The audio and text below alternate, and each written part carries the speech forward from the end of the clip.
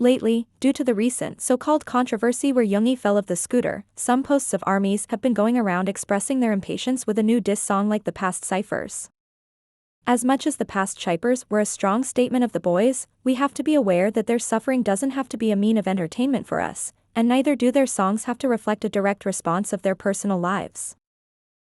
This highly dehumanizes them and reduces their art to a medium of revenge rather than a mean of expression, and I am pretty sure that this wasn't what they intended when they started making music. Their songs are so much more than just diss tracks. Their discography is so much more diverse and expansive than diss tracks, and yes, our first response when something bad happens to them is waiting for a cypher, is wrong. If you don't believe me, let's get a little bit deeper into this and ask ourselves some questions. Are we really just gonna ignore all the growth they have done between these cyphers just to feed a little bit our ego? Is this really our first response when we see the boys going through something traumatic? Is this how we should react? Is this what they expect from us? Is this how the boys want us to see them? Always in constant struggles, hardships, pain and stuck in a vicious circle for years? Most probably not. Although I assume that this wish for a new strong statement like this might come from our brief feeling of helplessness as we see that our words and actions are mostly ignored by the media, will this song in the end make such big of a difference? Do we really need that song, or do we need a new lyric we can quote under a hate post from another fandom we shouldn't initially engage in? Do we really need another gotcha y'all moment from the boys? Why can't we use their other lyrics, most recent ones, from songs like $? I think many have taken on this perspective that the only way BTS can, let's say, talk back, or give a direct response to some injustice, is trough their music. Which isn't exactly true, because they have openly talked about injustice and the need to be rightful in awards speeches and interviews before countless times. Moreover, I feel like the boys have long distanced themselves from the title of cypher even since the last album in which they released such type of song in Wings in 2016. Surely, they didn't stop making songs which highly reflect their feelings and perspectives, and although such messages for antis or haters have been stated in songs like, What Do You Think? Dang, UGH, Mic Drop and so on, it's been a while since they have mentioned that old name. And, as I have stated before, I think that at once with them breaking away from the tag of cypher they have also ended a deeply painful and toxic circle for themselves. Surely, they sometimes return to those songs to express their emotions or feelings, but the concept of cypher seems something they have left behind in their past.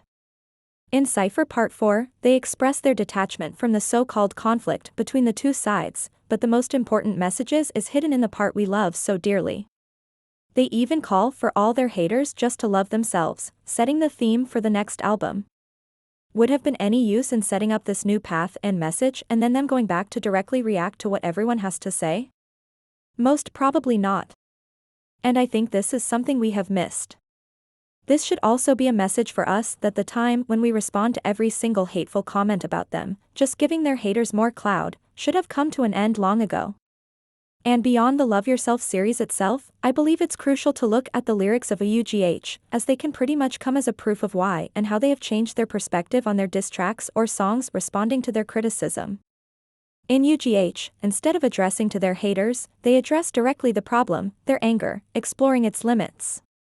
This is such a powerful statement because they prove that what has been bothering them for so long isn't the people who hate them, but the reality that some people believe that pushing their anger to extents which hurt other people is right.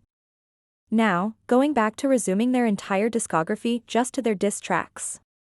I have seen an army on Twitter say that the reason we see so many posts of fans wanting a new cypher is because a lot of new armies still hold so dearly into the narrative of BTS as underdogs, and I simply couldn't have said it better. We all want to be there for them, and maybe we wish to have been part of those people who have been there for them through rough times. But those times have more or less passed. They are also human, they can't keep going on forever, and, personally, I just want them to be happy forever and never hear again in one of their songs just through how much pain they had to go through. I want to keep listening forever and ever about their beautiful moments with each other and about the art which is born from beauty, happiness, and safety. And in this context, I want to go back to the timeline when these cyphers have been released. We have seen cyphers in albums like Dark and Wild, School Love Affair, Wings, and Oh, Are you late too? All throughout 2014 to 2016, a little too early in their career for songs with so much proof about their hate. But if we look outside their discography as a band, we see that during this period 2 crucial albums in the solo career of the members have appeared, RM by RM and August D by August D. What makes them such a powerful statement piece is how they define their journey of becoming and discovery, which starts with a strong release of anger and grief and a wish to be seen and to be heard, to show, to prove themselves and understand what they want and where do these wishes come from. That has totally been a rough period for them, and their thoughts and feelings have also reflected in their music as a group. I personally still find it hard to listen to yoongi's album, and I can't imagine knowing that he is again in that place. And let's not forget the strong statement he did with the album D-Day and the August D trilogy in general. I couldn't have been happier about the growth he has done and the long way he has gone. I still see him closing the door during his last concert of the tour, and I would rather stay behind that door and push my entire weight on in and barricade it so he can't go back to that place instead of having another cypher. And by this I don't mean that diss tracks are over or that the boys should never speak about the injustice done for them. Diss tracks are at the end of the day a big part of the hip-hop culture, and BTS live up to their title of rappers and hip-hop stars, and they will surely keep speaking up for themselves when they are back together. And even now I am pretty sure that their silence during that period was proof of solidarity for yoongi.